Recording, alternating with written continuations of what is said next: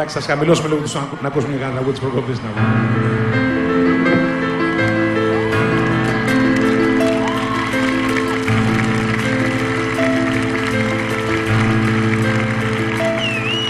Ποτέ του δεν κατάφερε να βγει σε μια λιακάδα και ζήμω ότι περίσσεψε από ένα ποίημα.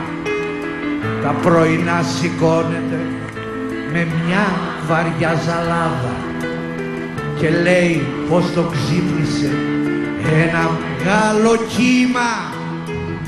Κρεμάει τις αφήσεις του στα παράθυρά του,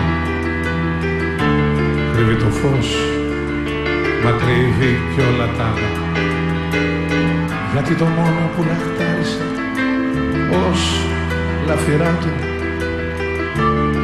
είναι μια θάλασσα. Φτάνει ως τη σκάλα, βάζει σημάδια με στυλό πάνω στο τοίχο του,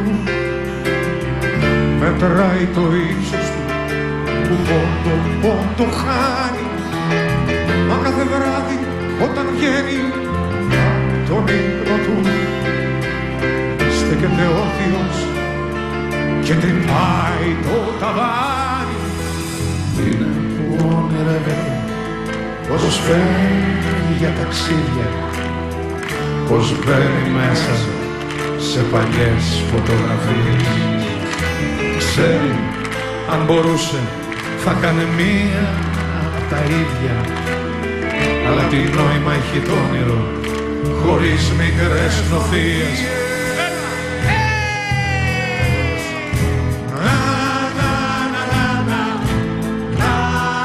Εσείς